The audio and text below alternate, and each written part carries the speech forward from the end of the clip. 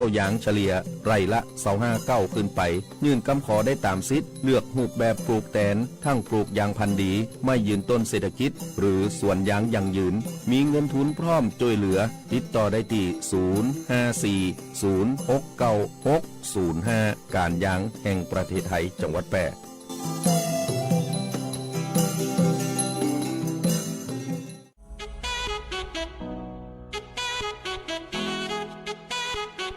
ขับไม่ดื่มดื่มไม่ขับอย่าลืมนะคะด้วยความปรารถนาดีจากสถานีวิทยุกระจายเสียงแห่งประเทศไทยจังหวัดแพร่ FM 91 เมกะเฮิรตซ์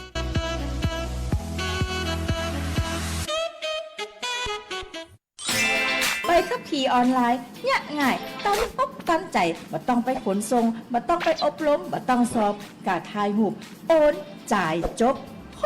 จับโปะข่าวปลอมดีหนาตีหูตันบ่หลงเจือบ่กดไลค์กดแชร์แม่นก็เพียนแสงล่าสุดยอดเพียนเทพีสีม้อยคนงามตีบอสเลกสลามไปเจือเขาแต่ละมือแต่ละเดทเพจปลอมมูนี่นะลูกเล่นมันแผลวพลาวเวลาปะข่าวแบบเดียวกันเนี่ยก็ต้องเช็คแล้วเช็คแหมเลือกอันตีมีแหล่งอ้างอิงตีมาชัดเจนตรวจสอบได้น่าเจือถือบางเตือเนี่ยต้องพอแผว URL ปุ่นนะเพราะเขาจังปลอมแปลงเนี่ยคือค่ายกันสับปะตรวจสอบสอบไปสอบมาสุดท้ายอาจจะป้าว่าดันเป็นข่าวเก่าเหี่ยก็ได้หรือป้าการแจ้งเตือนจากเว็บไซต์อื่นว่าอันนี้เป็นข่าวปลอมและหมู่ข่าวปลอมเนี่ยก็จังสะกดคำพิษด้วยนะบ้านก็ไปเอาหูภาพจากข่าวเก่ามาใจเพื่อเพิ่มความน่าเชื่อถือปะจะอีต้องตั้งสติให้ดีแต่ทำความเข้าใจหูเต่าตันสังเกตข่าวปลอมหมู่ติลึกจังเผยแพร่แต่ข่าวปลอมบดีล่อเล่นกับระบบเนอร์มีสิทธิ์ติดคุกนะปรารถนาดีจากสำนักงานประชาสัมพันธ์ตี3กรมประชาสัมพันธ์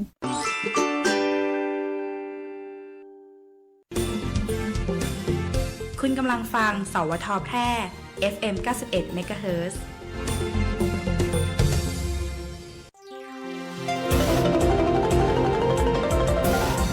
วิทยุแห่งประเทศไทยให้ความรู้คู่ความสุขที่นี่สถานีวิทยุกระจายเสียงแห่งประเทศไทยจังหวัดแพร่ส่งกระจายเสียงด้วยระบบ FM สเตอริโอมัลติเพล็กซ์ความถี่91 เมกะเฮิรตซ์จากนี้ไปติดตามรับฟังรายการวิทยุคนเมืองแพร่ไปจนถึงเวลา 11 นาฬิกาค่ะสถานีวิทยุกระจายเสียงแห่งประเทศไทยจังหวัดแพร่ร่วมกับชมรมวิทยุคนเมืองแพร่ขอเสนอรายการวิทยุคนเมืองแพร่หลากหลายสาระความรู้สุขภาพคลังสมองภูมิปัญญาวัฒนธรรมท้องถิ่นสารพันอาชีพเด็กเยาวชนและสังคมหมอกฎหมายทนายชาวบ้านติดตามรับฟังได้ที่นี่ทุกวันจันทร์ถึงศุกร์ 10:10 นถึง 11:00 นทางสถานีวิทยุกระจายเสียงแห่งประเทศไทยจังหวัดแพร่ FM 91 เมกะเฮิรตซ์วิทยุคนเมืองแพร่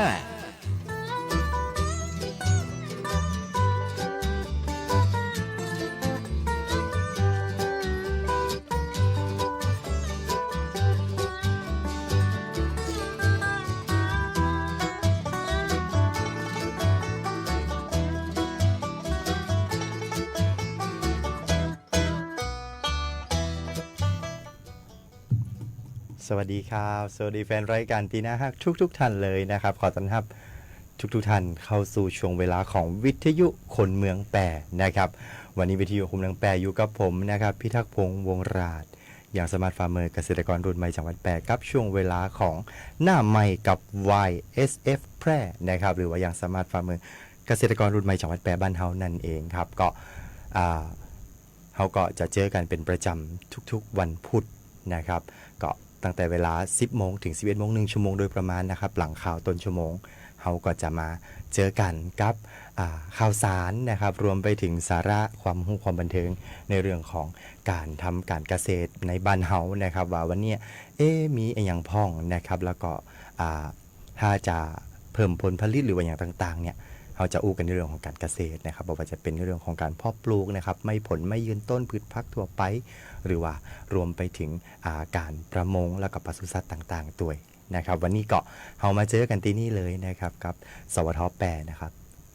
FM 91 เมกะเฮิรตซ์นะครับขอต้อนรับแฟนรายการตีฟังตั้งวิทยุตัวนะครับ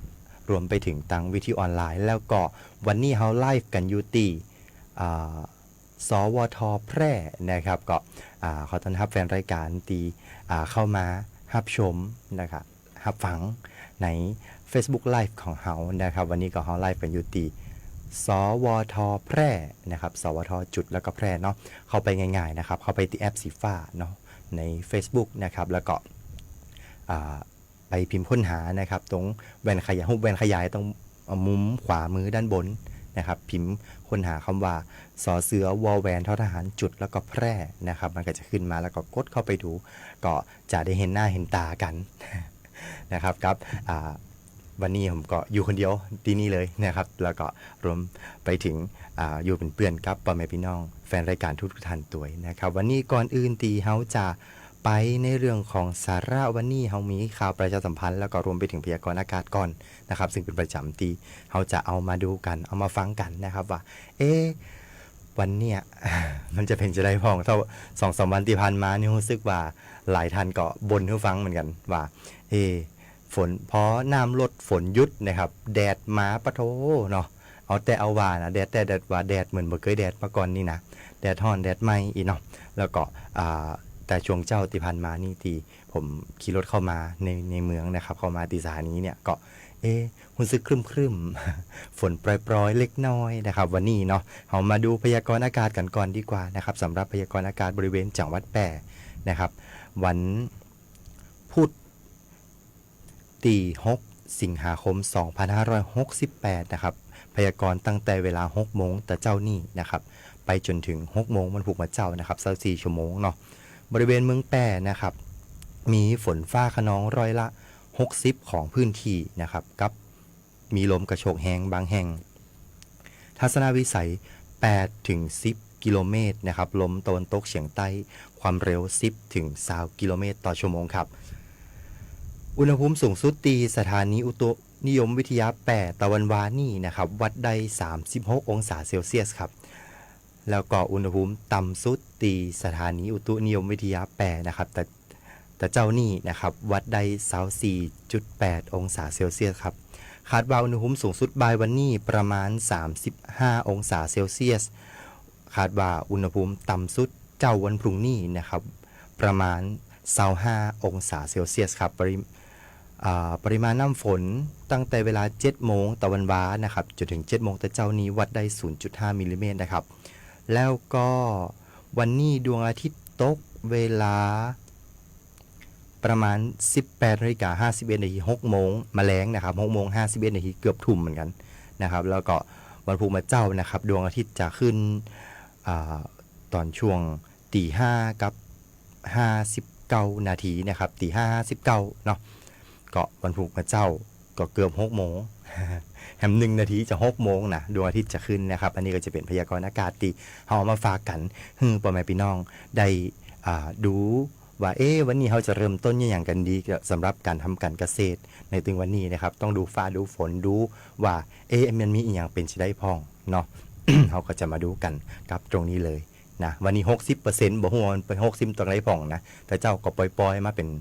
พักๆเป็นวางๆอยู่แล้วนะครับตะกี้ก็แดดหมาบไม่ให้กำนะเดี๋ยวบอกว่าแฮมบึดเนี่ยมันจะเป็นจะได้ต่อไปนะครับก็รุ่นกันต่อไปสำหรับพ่อแม่พี่น้องเกษตรกรทุกท่านตัวนะครับแล้วก็สำหรับเรื่องของโรคและแมลงช่วงนี้นะครับตั้งสำนักงานเกษตรเนาะเปิ่นก็ได้ออกมาเตือนให้เฝ้าระวังการระบาดของเพลี้ยไฟนะครับที่อาจจะระบาดขึ้นในช่วงนี้แล้วก็หลายคนหลายท่านนะครับเกษตรกรหลายท่านก็มีการปลูกข้าวเนาะปลูกนากันไปแล้วนะครับมีเริ่ม มีต้นมีอย่างกันขึ้นมาแล้วนะครับบางคนก็เริ่มแตกก่อแตกอย่างไปนะครับก็มันเข้าไปดูเนาะมันเข้าไปดูว่ามันมีความผิดปกติอย่างก็มีจุด มีจุดสีดำแดงสีน้ำตาลมีสีอย่างกอนะครับมีแมงมีอย่างกอคือมันเข้าไปดูก่อนนะครับช่วงนี้มันเป็นช่วงเวลาที่เหมาะสมในการแพร่ระบาดของแมลงศัตรูพืชนะครับแล้วก็โรคต่างๆที่จะมากับฝนที่จะมากับน้ำอากาศความชื้นต่างๆมันเหมาะสมนะครับก็ดังนั้นก็ต้องมันเข้าไปดูตรวจตราดูนะครับถ้าเจอปุ๊บเนี่ยต้องรีบบริหารจัดการนะครับต้อง ค่าเหียหรือว่าอันยังไปเหียนะครับถ้าบ้านเนี่ยมันจะเกิดการระบาดที่เยอะขึ้นเนี่ยคือผลผลิตของเขาเสียหายได้นะครับดังนั้นก็ต้องมันเข้าไปดูนะเดินเลาะคณะพอก่อนนะครับว่ามันเป็นจะได้พองนะมันมีทำไมต้นนี้มันเหลืองเนาะต้นนี้มันยังมีสีดำๆนักนะครับต้องมันสังเกตดูถ้าสงสัยหรือว่าถ้าบ่แน่ใจว่ามันเป็นอย่างนะครับลองติดต่อที่เกษตรอำเภอหรือว่าเกษตรตำบลคือเปิ่นเข้าไปดูกันได้นะครับแล้วเปิ่นก็จะช่วยดูฮื้อได้นะครับว่ามันเป็นอย่างแต่นะครับแล้วก็จะบริหารจัดการจะได้กับปัญหาตรงนั้นเพื่อฮื้อปัญหาพวกนี้หมดไปนะครับแล้วก็เขาจะได้ผลผลิตดีๆในอนาคตที่ใกล้จะถึงนี่นะครับดังนั้นก็ต้องอยู่ที่เขาแล้วครับตอนนี้นะเขาก็ต้องมันเข้าไปดูแลตรงนั้นนะครับแล้วก็มันที่จะฉีดพ่นชีวพันธุ์ต่างๆนะครับเพื่อเป็นการป้องกันไว้เหียก่อนนะครับดังนั้นแล้วก็มีการบำรุงนะครับมีการบำรุงของต้นพืชต่างๆที่เขาได้เพาะปลูกไว้เนาะเพื่อที่จะถ้าต้นพืชแข็งแรงเหมือนคนเขาเนี่ยครับเหมือนคนเขาถ้าคนเขายังแข็งแรงอยู่เนี่ยก็โรคภัยต่างๆก็บอกเข้ามาเยือนนะครับต้นพืชก็เหมือนกันนะครับต้นพืชต้นข้าวต้นข้าวโพดอย่างต่างๆก็เหมือนกันถ้าเขาบำรุงนะครับเปิ่นแข็งแรงอยู่นะครับก็โรคภัยต่างๆก็จะเข้ามาเบียดเบียนเปิ่นได้นะครับแล้วก็เขาจะได้ผลผลิตดีๆแน่นอนเนาะอันนี้ก็จะเป็นในเรื่องตีฝากเตือนฝากพ่อแม่พี่น้องทุกท่านไว้ตัวนะครับแล้วก็ข่าวประชาสัมพันธ์วันนี้นะครับก็จะเป็นในเรื่องของงานเกษตรปลอดภัยนะมหกรรมผลิตภัณฑ์สินค้าและสินค้าเกษตรปลอดภัยของดีจังหวัดแพร่ซึ่งจะเริ่มแล้วนะครับอันนี้เป็นข่าวประชาสัมพันธ์จากสำนักงานเกษตรจังหวัดแพร่นะครับก็ขอเชิญร่วมงานมหกรรมผลิตภัณฑ์และสินค้าเกษตรปลอดภัยของดีจังหวัดแพร่นะครับซึ่งจะจัดขึ้นในช่วงวันที่8ถึงวันที่10สิงหาคม2568ที่บริเวณสวนสุขภาพเฉลิมพระเกียรติร9นะครับหรือว่าบ้านห้องสั้นๆสวนสุข สวนสุขนะครับที่แถวๆใกล้สารกลางบ้านเฮานะครับโดยที่สำนักงานเกษตรจังหวัดแพร่เป็นหน่วยงานที่จะมาเริ่มจัดซึ่งก็จะพบกับบรรยากาศสุดร่มรื่นนะครับสไตล์ฟาร์มเกษตรนะครับคัดสรรสินค้าเกษตรปลอดภัยคุณภาพเยี่ยมโดยเกษตรกรตัวจริงนะครับพร้อมกับกิจกรรมต่างๆเนาะที่จะมาไฮไลท์อยู่ในงานนะครับซึ่งกิจกรรมต่างๆจะมีอย่างพ้องเนาะก็จะมีผลิตภัณฑ์สินค้าเกษตรปลอดภัยแล้วก็ผลิตภัณฑ์แปรรูปจากชุมชนเข้ามาจัดจำหน่ายตัวมากกว่า50ร้านค้าตัวนะครับก็อยู่ในบริเวณหันเป็นก็จะมีกางเต้นโดมนะบ่ต้องกลัวฟ้ากลัวฝนเนาะก็สามารถที่จะเข้าไป ไปแอลไปชมแล้วก็ไปอุดหนุนสินค้าจากชุมชนจากเกษตรกรตัวจริงนะครับเจ้าของฟาร์มตัวจริงที่เปิ่นจะเอามาจัดจำหน่ายอยู่ในบริเวณงานนะครับรวมไปถึงกิจกรรมการสาธิตแล้วก็ฝึกปฏิบัติด้านเกษตรปลอดภัยนะครับอันนี้ก็จะมีถึงสาธิตเนาะสาธิตแล้วก็ฝึกทำเหมือนเป็นการฝึกอาชีพนะครับแล้วก็หับของกลับไปได้เลยมีชิ้นเดียวในโลก ก็คือเขาสามารถเข้าไปฝึกแล้วก็ทำเองทำเสร็จก็เอาของกลับไปได้เลยนะครับอันนี้ก็จะเป็นในส่วนของการสาธิตแล้วก็ฝึกปฏิบัติงานด้านเกษตรปลอดภัยนะครับรวมไปถึงการเจรจาจับคู่ธุรกิจนะครับหรือว่า business matching นะครับซึ่งตรงนี้เนี่ยก็จะเป็นจากเกษตรกรนะครับจากฟาร์มที่เปิดเอาของมาจัดจำหน่ายภายในบริเวณงานรวมไปถึงเกษตรกรที่อยู่ในพื้นที่ต่างๆในเมืองแปะบ้านเฮาที่เปิดมีผลิตภัณฑ์เป็นมีสินค้านะครับก็จะเอามานำเสนอเพื่อที่จะให้ตั้งผู้ประกอบการที่เปิดเอาไปเอาสินค้าเกษตรหมูเนี่ยไปแปรรูปหรือว่าไปเข้าโรงงานหรือว่าเข้าอย่างต่างๆนะครับหรือว่าผู้ประกอบการร้านอาหารโรงแรมที่ไหนนะครับสนใจเนาะสามารถเข้าร่วมกิจกรรมตรงนี้ได้นะครับก็จะมีไฮไลท์สุดพิเศษต่างๆในเรื่องของการจับคู่เจรจาธุรกิจตัวนะครับก็ประชาสัมพันธ์ไปยังร้านค้ารวมไปถึงโรงแรมแล้วก็เจ้าของธุรกิจต่างๆตัวนะครับสามารถเข้าร่วมกันเจรจาจับคู่ธุรกิจไปติดต่อที่บริเวณหน้างานได้นะครับรวมไปถึงการประกวดตกแต่งร้านค้าต่างๆซึ่ง50ร้านค้าเนี่ยเปิดก็จะเข้าร่วมกันประกวดตกแต่งร้านค้าตัวนะครับนอกจากนี้ก็ยังมีการแข่งขันยำส้มโอโจ๊ะนะครับยำส้มโอเนี่ยก็จะเป็นสินค้า GI ส้มโอเมืองร้องเนี่ยนะครับส้มโอเมืองร้องเมืองแปรบ้านเฮาเนาะเป็นสินค้า GI ตี เฮาจะอยากจะนำเสนอซึ่งมีรสชาติดีเปิ้นฮ้องว่าเป็นเอกลักษณ์ของเมืองแปรบ้านเฮานะครับตรงนี้ก็เอามาแปรรูปในการย้ำนะครับ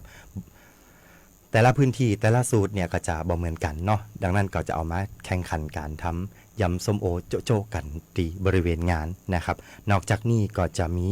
การ แข่งขันขนมพื้นเมือง8ตัวนะครับแข่งขันการทำขนมนะครับขนมมะเกาขนมบ้านเฮาเนี่ยครับก็จะมีการแข่งขันการทำขนมพื้นเมือง8ตัวนะครับรวมไปถึงในวันที่9กับวันที่10นะครับจะมีการประกวดร้องเพลงลูกทุ่งนะครับใครสนใจที่จะสมัครประกวดร้องเพลงลูกทุ่งนะครับสามารถ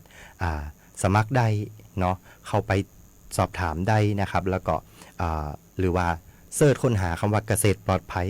หรือว่าคำว่าของดีเมืองแปรก็ได้นะครับมันก็จะมีเกณฑ์การประกวดอย่างต่างๆแล้วก็มีใบสมัครแบบออนไลน์นะครับสแกน QR Code เข้าไปกรอกใบสมัครได้นะครับจะมีการประกวดร้องเพลงลูกทุ่งซึ่งจะมี2รุ่นนะครับรุ่นก็คือรุ่นเยาวชนแล้วก็รวมไปถึงรุ่นประชาชนทั่วไปนะครับก็จะมี2รุ่นประกวด2วันนะครับวันที่9กับวันที่10 2วันเนาะพร้อมกับรุ่นฮับของรางวัลมากมายตลอดงานนะครับซึ่งจะมีของขวัญของที่ระลึกไผที่มารวมงานนะครับไผที่มารวมกิจกรรมภายในงานก็อาจจะมีตอบคำถามเล็กน้อยอย่างเงี้ยครับก็จะมีของที่ระลึกมอบให้ตัวยนะครับงานนี้พลาดบ่ได้งานดีวิถีปลอดภัยสุขใจทั้งครอบครัวแน่นอนนะครับงานนี้ก็จัดในวันที่8ถึงวันที่10แฮม2วันตั้งหน้าแฮมกี่วันละ แฮม2วันตั้งหน้านี่ละนะครับก็จะมีการจัดงานโดยสำนักงานเกษตรจังหวัดแปรสนใจสอบถามแล้วก็เขาก็จะมีป้ายต่างๆนะครับป้ายกองโจรเนาะติดตามข้างทางนะครับสามารถดูรายละเอียดตรงท่านได้ว่าเขาจะมีอย่างพองนะครับซึ่งงานนี้ก็จะมีการอบรมเสวนาต่างๆในเรื่องของการทำการเกษตรตัวนะครับใครสนใจหัวข้อไหนหรือว่าอยากจะรู้ว่ามีหัวข้ออย่างพองนะครับสามารถสอบถามไปได้แล้วก็เข้าไปอบรมได้งานนี้ฟรีตลอดงานแน่นอนนะครับนอกจากที่จะซื้อของเท่านั้น นะเอาเป็นว่าเรียนเชิญทุกท่านนะครับเรียนเชิญแฟนรายการของเฮาตัวนะเข้าไปไปชมนะครับงานของดีเมืองแปรบ้านเฮามหกรรมสินค้าเกษตรปลอดภัยของดีเมืองแปรบ้านเฮานะครับจัดตีส่วนสุขภาพเนาะส่วนสุขบ้านเฮานะครับวันที่8ถึงวันที่10นี่เนาะนะครับแล้วก็นอกจากนั้นนะครับหลังจากช่วงงานมหกรรมสินค้าเกษตรปลอดภัยเรียบร้อยแล้วเนี่ยเขาก็จะมีงานแหมงานหนึ่งนะครับแหมงานหนึ่งตีเตรียมจอต่อกันไปเลยนะครับสำหรับเทศกาลยุดยาวจะนี่ เดี๋ยววัน6 วันเฮืออาทิตย์หน้านี่ก็คือยุดยาวหลายวันนะครับก็จะมีกิจกรรมต่างๆในเมืองแปรกับพ่อแม่พี่น้องนักท่องเที่ยวต่างๆรวมไปถึงพ่อแม่พี่น้องเมืองแปรบ้านเฮานะครับได้มาได้มาพักผ่อน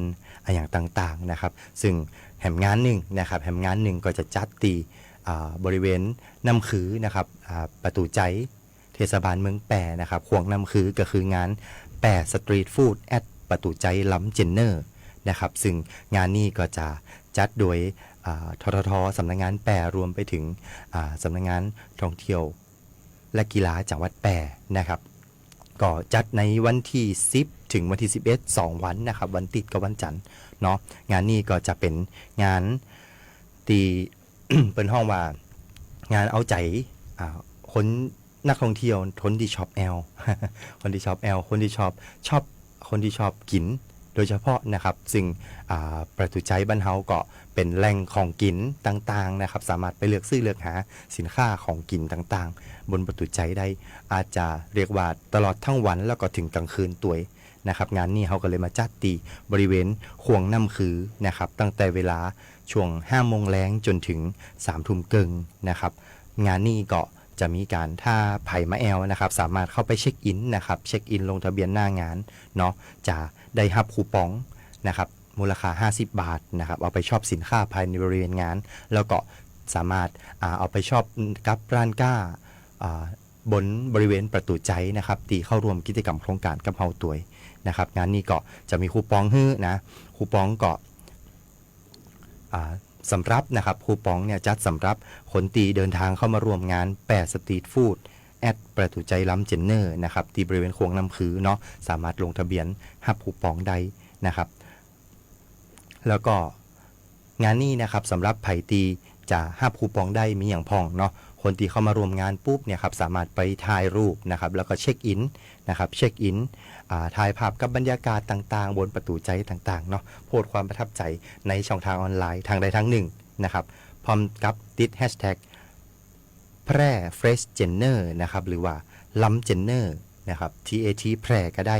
นะครับสามารถติดแฮชแท็กอันใดก็ได้หรือว่าจะติดโมดก็ได้นะแล้วก็เช็คอินในหน้าเปิดห้องว่าโซเชียลมีเดียของท่านเองนะครับใครมีอย่างก็ลองเอาไปโพสต์ดูนะครับใน Facebook ใน TikTok นะครับใน IG ต่างๆใน X เนาะก็สามารถแล้วก็เอาหลักฐานแล้วเนี่ยครับไปให้เจ้าหน้าที่ตีหน้างานดูแล้วก็ลงทะเบียนหับคูปองไปเลย50 บาทนะครับจำกัด1ทันต่อ1ซิท1ต่อวันนะครับสามารถเอาไปจับจ่ายใช้สอยในร้านก้าตีเข้าร่วมโครงการกับประตูใจงานแปรสตรีทฟู้ดแอดประตูใจล้ำเจนเนอร์ในวันที่10กับ11นี่นะครับใจคูปองได้2วันนะงานนี้ก็สามารถเอาไปซื้ออย่างก็ได้นะถ้าก็คือ50 บาทบัตรสามารถแลกเป็นเงินสดคืนได้นะครับก็คือซื้อให้หมดอีกเนาะก๋วยเตี๋ยวชามหนึ่งอีนะ50 บาทก็ได้นะครับอันนี้ก็สามารถติดต่อรับคูปองได้นะครับในตั้งแต่เวลา 5 โมงแลงจนถึง 3 ทุ่มนะครับจำกัด100คูปองต่อวันเท่านั้นนะครับแล้วก็นอกจากนี้ภายในบริเวณงานนะครับก็ยังจะมีการสาธิตเมนูพิเศษนะครับจากเชฟน็อตนะครับเชฟน็อตภักพงศ์สมศักดิ์ตระกูลนะครับซึ่งก็เป็นเชฟตีมีฝีมือนะครับแล้วก็เปิ้นจะห้องว่าเชฟตีมีความเชี่ยวชาญแล้วก็มีฝีมือทั้งด้านการทำอาหารฟิวชั่นต่างๆจะมีการเอาวัตถุดิบนะครับวัตถุดิบต่างๆจากบ้านเฮาเนี่ยครับเอามาแปรรูปเป็นอาหารตีสุดชิคสุดชิวนะครับคือน่าทานมากยิ่งขึ้นนะครับเช่นวันที่10เนี่ยจะเป็นการสาธิตและก็แจกด้วยนะแจกฮือจิ้มนะครับแจกฮือจิ้ม ก็วันที่10เนี่ยก็จะเป็นการสาธิตการทำทาโก้น้ำพริกอ่องนะครับแล้วก็ทาโก้น้ำพริกน้ำย่อยนะครับมี2อย่าง2น้ำพริกนะครับในวันที่10เนาะแล้วก็วันที่11เนี่ยจะเป็นการสาธิตการทำปอเปี๊ยะทอดข้าวส้มนะครับแล้วก็ปอเปี๊ยะทอดข้าวกันจีนนะครับจะเป็นจะได้อยากจิ้มรสชาติจะเป็นจะได้พองนะครับสามารถไปตามวันนี้ได้เลยก็คือเขามีเปิดโอกาสให้มีการสาธิตแล้วก็ทำให้จิ้มเนี่ยถึง2วันเลยนะครับมีวันละ100ชุดนะ มีให้จิ้มวันละ100ชุดนะครับในงานแปรสตรีทฟู้ดแอดประตูใจล้ำเจนเนอร์นี่นะครับบริเวณควงน้ำคือตี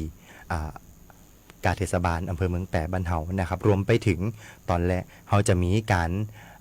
กิจกรรมแห่งกิจกรรมหนึ่งที่จะพลาดไม่ได้เลยนะครับสำหรับคนที่ชอบชอบชมกับบรรยากาศยามแล้งของเมืองแปรบ้านเฮานะครับกับกิจกรรมนั่งรถรางยามแล้งพอเวียงเคียงเมฆนะครับอันนี้ก็จะเป็นกิจกรรมที่ให้หมู่เฮาได้นั่งรถรางนะครับชมบรรยากาศยามค่ำคืนรอบเมืองแปรแบบชิวๆนะครับซึ่งจะมีรอบอยู่นะครับรอบทั้งหมด3 รอบต่อวันนะครับ3 รอบต่อวันก็คือรอบเวลา 5 โมงแล้งนะครับ1รอบ6 โมงแล้ง1รอบแล้วก็รอบ1 ทุ่มนะครับเป็นเวลา2วันก็คือตั้งแต่วันที่10เลยนะครับวันที่10ก็เริ่มตั้งแต่รอบ 5 โมงแล้งรถเต็มแล้วออกเลยนะ รถเต็มแล้วก็ออกเลยไปวนรอบเมืองแปรนะครับไปดูบรรยากาศชิวๆของเมืองแปรบรรยากาศดีสโลว์ไลฟ์ของเมืองแปรบ้านเฮานะครับว่ามันมีอย่างพองเป็นจะได้พองมี3 รอบนะครับวันที่10กับ11นี่ฟรีนะงานนี้นั่งรถรางฟรี พอเวียงเคียงเมฆนะครับก็จะปาไปแอลแวดเมืองแปรนี่3 รอบเท่านั้นนะครับ5 โมงแรง6 โมงแรงแล้วก็1 ทุ่มนะครับอันนี้ก็จะเป็นกิจกรรมตีเอามาฝากกันเนาะแฮมอย่างหนึ่งสำหรับนักท่องเที่ยวตีประชาสัมพันธ์ไปยังนักท่องเที่ยวนะครับถ้าไผ่ตีมีคนรู้จักตีบอกว่าจะมาแอลแล้วก็จะมาพักในเมืองแปรนะครับสำหรับคนตีนักท่องเที่ยวตีมาพักในเมืองแปรนะครับเขาจะมีหมวกมอห้อมสุดเท่นะครับแจกแน่นอนคือถ้าไผ่เข้ามาพักเมืองแปรนะครับเอาหลักฐานการเข้าพักในโรงแรมต่างๆนะครับเอามาโชว์ตีบริเวณงานนะครับจะได้รับของที่ระลึกเป็นหมวกนะครับหมวกมอห้อมสุดเท่นะครับหมวกมัดย้อมสุดเก๋เนาะจากททสำนักงานแปรบ้านเฮานะครับสามารถที่จะมาแลกเอากันได้เลยอันนี้จะเป็นของที่ระลึกในงาน 8สตรีทฟู้ดแอดประตูใจล้ำเจนเนอร์ของเราเองนะครับที่จะมีขึ้นในวันที่10แล้วก็วันที่11สิงหาคม2568ก็คืองานต่องานทัดกันเลยนะงานนี้มวนๆจอยๆกันไปเลยนะครับยาวๆ 4-5 วันเนาะก็เรียนเชิญทุกท่านไปแอลถึง2งานด้วยกันนะครับก็อันนี้จะเป็นข่าวประชาสัมพันธ์ที่เฮามาฝากกันสำหรับในวันนี้นะครับมี2ข่าวก็คือมหกรรมสินค้าเกษตรปลอดภัยและของดีจังหวัดแปร่บ้านเฮานะครับแล้วก็งานแปร่สตรีทฟู้ดแอดประตูใจล้ำเจนเนอร์ที่จะจัดต่อเนื่องกัน2งานนะครับจัดตีสวนสุขตีหนึ่งแล้วก็จัดตีน้ำคือนะครับบริเวณควงน้ำคือแห่ง1 ตีนะครับเรียนเชิญทุกท่านไปแอลกันได้ถึงมาวันมาคืนเลยนะไปแอลหากันนะครับอาจจะไปเจอผมที่ฮั่นก็ได้นะเอาเป็นว่าตอนนี้ข่าวประชาสัมพันธ์มี2ข่าวนะเดี๋ยวเราไปพักกันสักกำหนึ่งเดี๋ยวเราจะมาพากับสาระในวันนี้ในเรื่องของการทำการเกษตรนะครับว่าวันนี้เราจะอู้เรื่องอย่างกันดีเดี๋ยวมาเจอกันตอนนี้ไปพักสักหนึ่งผลงานเพลงครับ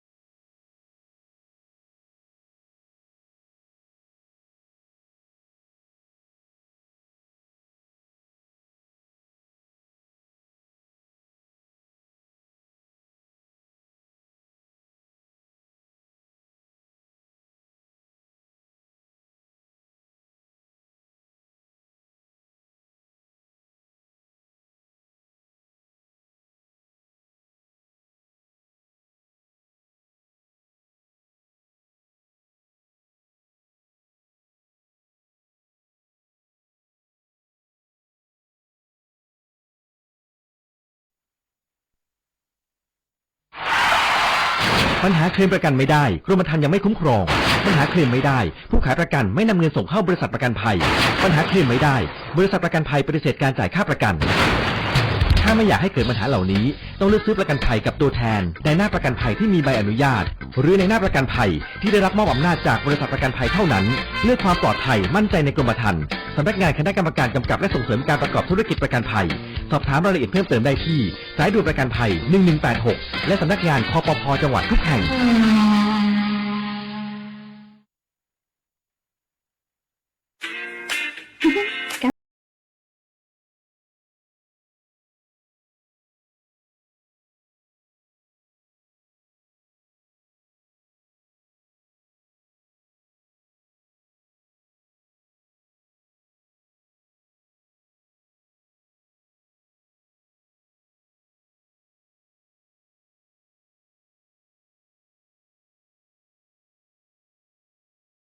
รั้งกินหวานมันเค็มเพื่อพอดี สุขภาพดีห่างไกลโรคเจ้า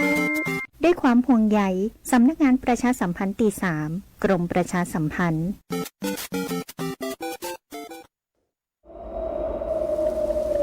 จากสภาพอากาศที่แปรปรวนทำให้เกิดภัยพิบัติต่างๆทางธรรมชาติเพื่อเตรียมความพร้อมรับมือกับสถานการณ์ที่อาจจะเกิดขึ้นประชาชนควรเฝ้าระวังติดตามข้อมูลข่าวสารจากหน่วยงานภาครัฐที่เชื่อถือได้ดูแลตนเองและบุคคลในครอบครัว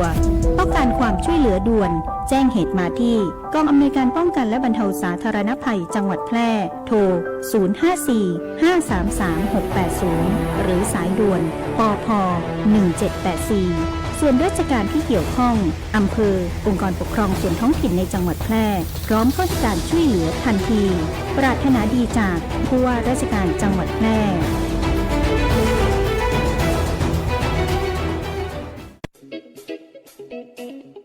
ขับขี่ปลอดภัยเมืองไทยไร้อุบัติเหตุด้วยความปรารถนาดีจากสวทแพร่ FM 91 เมกะเฮิรตซ์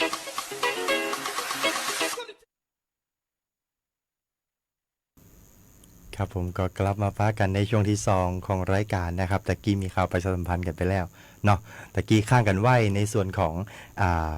การบริหารจัดการ ต้นไม้ต้นพืชต่างๆนะครับสัปดาห์ที่แล้วเนี่ยผมอู้ไปแล้วในส่วนของการดูแลพื้นที่นะครับต่างๆบริเวณหลังน้ำลดนะครับไผ่ที่เจอภาวะน้ำท่วมหรือว่าน้ำท่วมขังนะครับก็ต้องมีการบริหารจัดการ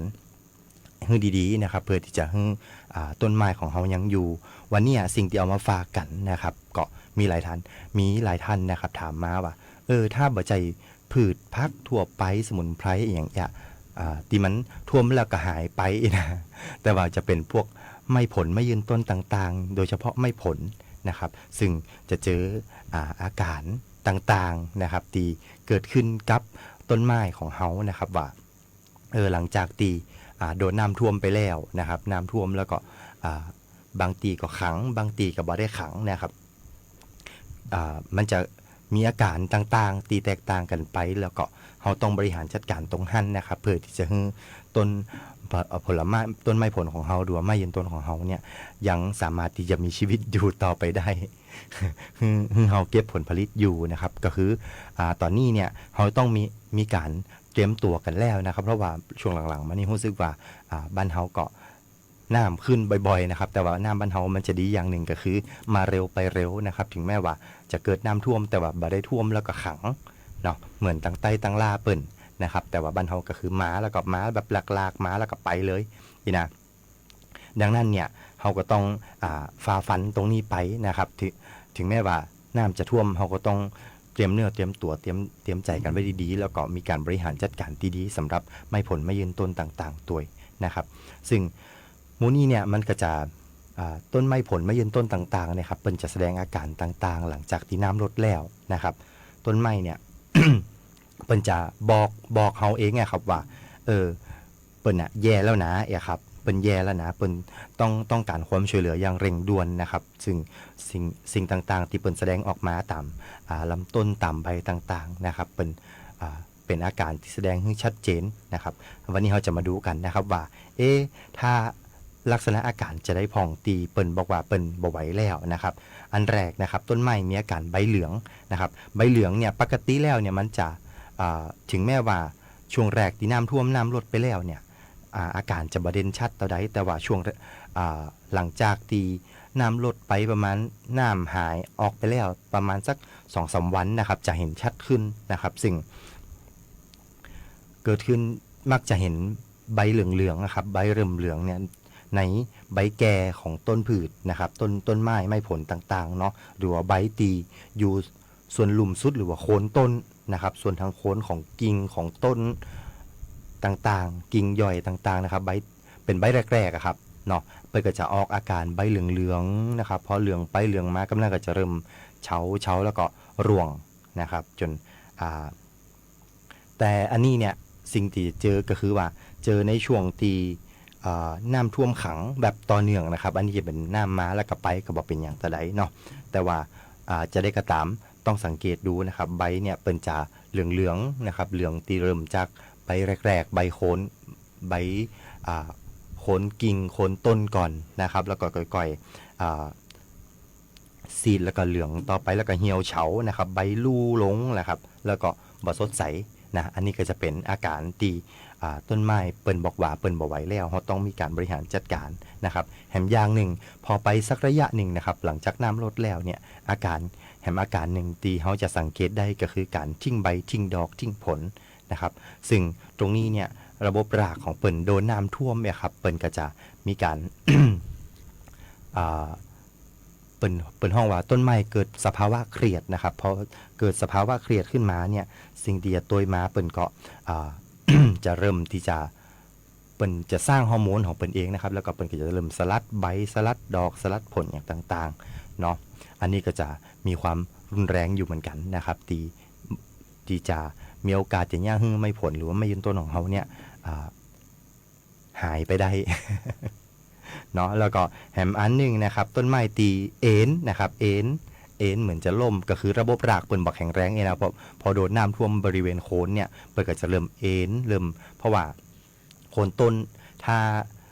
เป็นดินโคลนดินเลนเนี่ยนะครับเกาะหากเกาะบะแน่นเกาะบักแข็งแรงใช่ไหมครับสิ่งที่จะตัวมาก็คือย่างก็ไม่เนี่ยมันเอ็นได้นะครับแล้วก็เกือบล่มเหมือนจะล่มอย่างได้ครับดังนั้นเขาก็จะต้องมีการ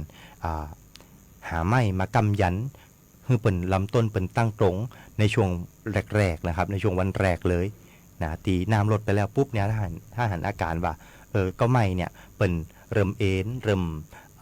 อันนี้ละนะครับจะเหมือนจะก้นแล้วนะครับเขาก็ต้องหีบหาอย่างมากำยันในช่วงตีหากเปิ่นยังอยู่ในดินเลนเช่นนั้นนะครับเพราะว่าตั้งปืนเนี่ย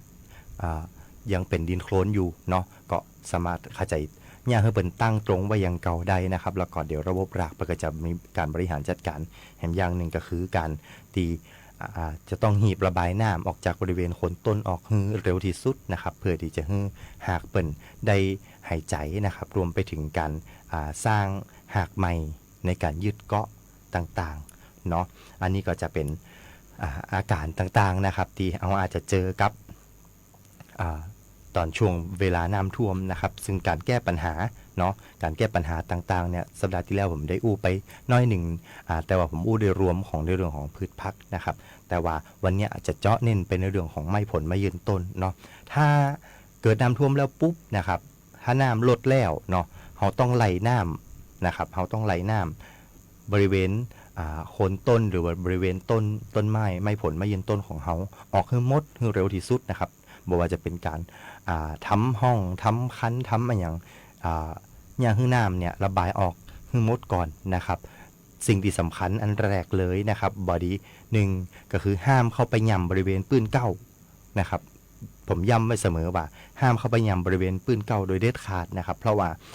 โคนของหากเนี่ยมันจะประกอบด้วยหากฝอยหากต่างๆนะครับ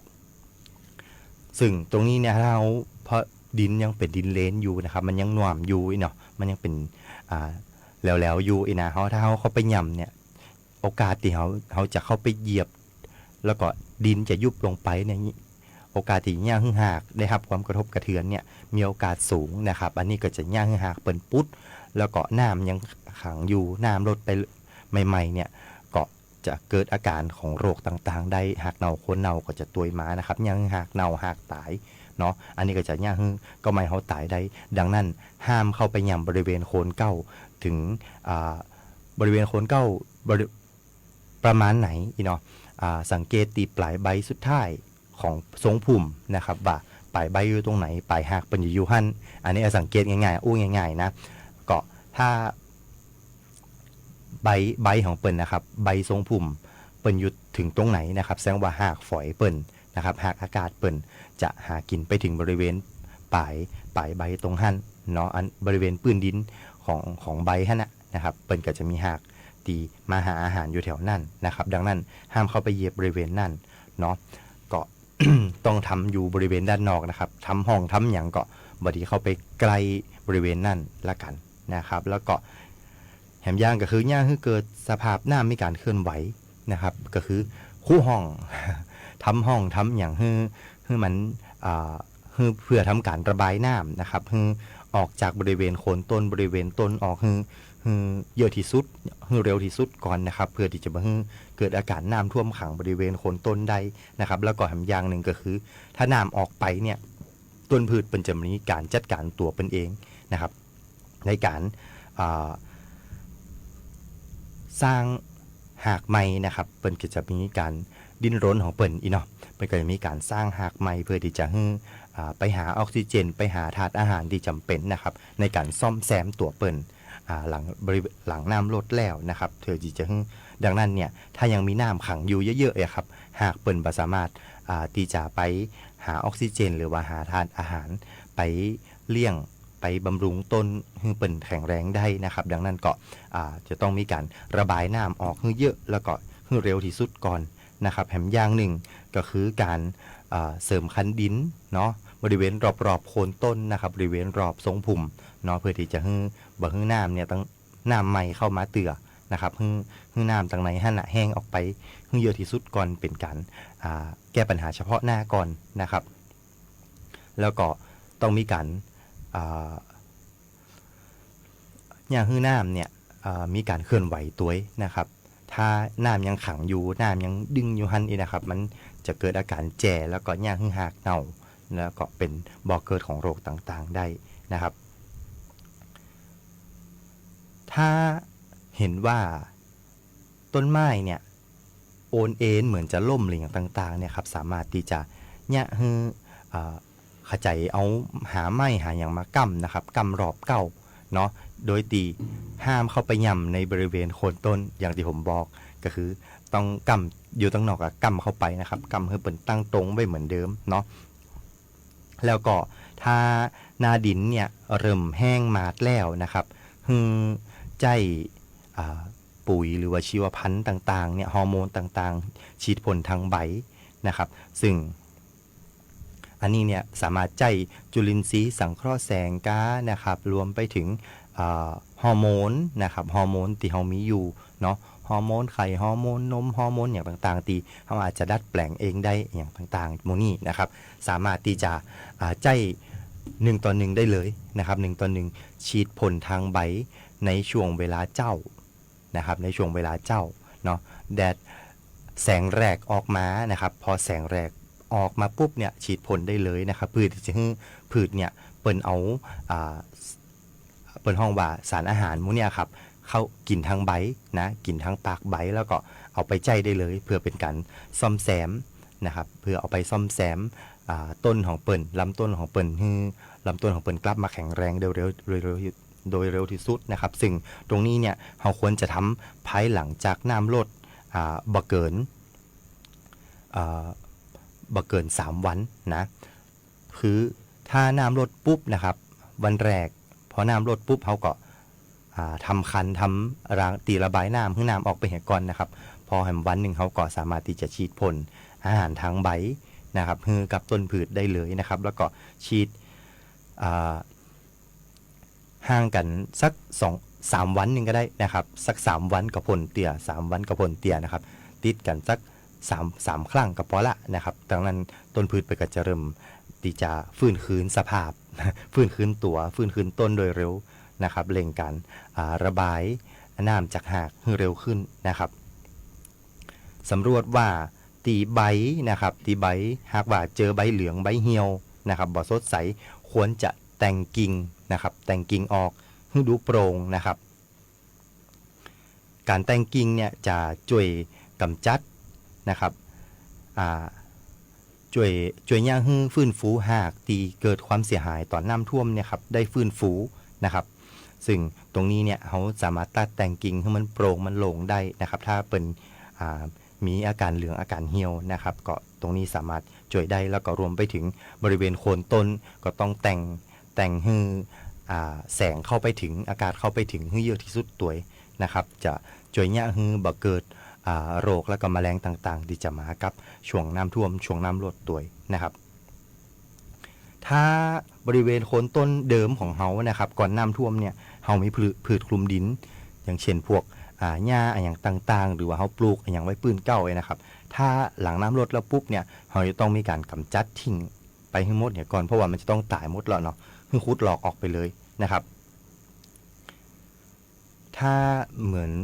อย่างเช่นพวกกระชายพวกอย่างเงี้ยครับอาจจะไข่ที่เขาปลูกปืนเก่าไว้ปืนไม้ปืนต้นไม้ผลเนี่ยของเขาไว้เนี่ยนะครับถ้าบ่แสดงอาการว่าเปิ้นจะตายเตี้ยอีเนาะก็สามารถที่จะเอามาดูแลนะครับฟื้นฟูได้เหมือนกันนะครับ ในช่วง5วันแรกของน้ำลดแล้วนะครับบ่ควรที่จะฮื้อน้ำหรือว่าปุ๋ยหรือว่ายาต่างๆเนาะฮือกับก็ไม่เตือนะครับบ่ว่าจะเป็นยาฆ่าหญ้ายาอย่างต่างๆหรือว่าปุ๋ยเคมีอย่างต่างๆพวกเนี้ยงดนะครับบริเวณโคนต้นบริเวณรอบเกาะเก้าเนี่ยห้ามฮื้อเด็ดขาดแต่ว่าผมถึงบอกว่าฮื้อเอาฮอร์โมนหรือว่าอย่างต่างๆเนี่ยพ่นฮื้อทางใบนะครับในช่วงแสงแรกตอนเจ้าฮื้อติดกันสัก3วันเพื่อที่จะฮื้อบ่ฮื้อหากเป็นทำงานนักนะครับบ่ฮื้อหากเป็นทำงานนักฮื้อทำงานนักที่ใบปุ่นนะครับใบเป็นจะมีปากใบในการสังเคราะห์อาหารต่างๆเพื่อที่จะไปเลี้ยงบำรุงได้เนาะก็หลังจากตีก็ไม่รู้สึกว่าเริ่มดีขึ้นเริ่มปงเริ่มหยังแล้วนะครับเฮาก็เข้าไปบริเวณโคนต้นในการบริหารจัดการต่อไปได้นะครับดังนั้นก็หลังจากน้ำลดปุ๊บนะครับเฮาดูแลฮอร์โมนอย่างเรียบร้อยให้เปิ่นปงดีๆให้เปิ่นดูว่าเปิ่นเริ่มแตกใบไม้เริ่มแตกยอดไม้กิ่งไม้อย่างต่างๆนะครับพอช่วงระยะเวลานั้นเราถึงจะเข้าไปจัดการบริเวณโคนต้นใดนะครับไปใส่ปุ๋ยไปเพิ่มธาตุอาหารต่างๆบริเวณโคนต้นใดเพื่อที่จะให้หากพืชเปิ่นกลับมาทำงานได้เหมือนเดิมนะครับแล้วก็แถมอย่างสำคัญก็คือเนี่ยให้ดินร่วนสุยบริเวณด้านหน้านะครับเพื่อที่จะให้มีการระบายอากาศดีขึ้นนะครับแล้วก็มีอากาศแทรกซึมเข้าไปในบริเวณจันดินบริเวณโคนต้นเนาะเนี่ยฮึก็ไม่อย่างเขาเนี่ยมีสุขภาพแข็งแรงได้นะครับอันนี้ก็จะเป็นในส่วนที่หอมาฝากกันในสาระในเรื่องของการดูแลไม้ผลไม้ยืนต้นสำหรับในวันนี้นะครับดังนั้นก็อยากจะให้ทุกท่านไปดูแลต้นไม้ของตัวเองตัวนะครับรวมไปถึงเกษตรกรที่ปลูกพืชปลูกอย่างไว้ต่างๆต้องมันสำรวจตรวจตราดูพืชของตัวเองนะครับบอกว่าจะเป็นข้าวโพดอย่างต่างๆที่อาจจะมีปัญหาโรคอย่างต่างๆนะครับถ้าแก้ปัญหาบ่ได้เตือสามารถติดต่อได้สอบถามได้นะครับที่สำนักงานเกษตรอำเภอหรือว่าสำนักงานเกษตรจังหวัดนะครับแล้วก็ถ้ารู้จักกับเกษตรตำบลสามารถห้องเปิดไว้พอแล้วก็ให้เปิดช่วยแนะนำวิธีจัดการแล้วก็ป้องกันกำจัดได้ตัวนะครับอันนี้เป็นสาระที่เรามาฝากกันในช่วงของหน้าไมค์กับ YSF8 ในวันนี้นะครับซึ่งตอนนี้ดูเวลาก็10:56 นาทีเข้าสู่ช่วงสุดท้ายของรายการแล้วนะครับก็ต้องขอบคุณทุกการติดตามรับฟังรับชมนะครับรายการของเรา1ชั่วโมงเต็มๆที่ผ่านมาตัวนะครับสามารถติดตามรับฟังรับชมรายการของเรานะครับรายการวิทยุคมเมืองแปรได้ทุกวันจันทร์ถึงวันศุกร์นะครับเวลาเดียวกันนี่ 10:00 ถึง 11:00 1ชั่วโมงโดยประมาณนะครับแล้วก็หน้าไมค์กับ YSF8 กับผมนะครับก็จะมาเจอกันเป็นประจำทุกๆวันพุธเลยนะครับที่เราจะมาเจอกันกับสาระในเรื่องของการเกษตรนะวันนี้ก็ดูเวลาแล้วเวลาหมดเวลาขอบคุณทุกการติดตามรับฟังทุกช่องทางนะครับบอกว่าจะเป็นทางวิทยุออนไลน์รวมไปถึงหน้า Facebook ไลฟ์ตัวนะครับอาจจะทักทายได้บ่ทั่วถึงเนาะก็ต้องขอกราบสุมาอภัยไว้ตัววันนี้เวลาหมดแล้วนะครับต้องขอกล่าวคำว่าขอบคุณและสวัสดีครับ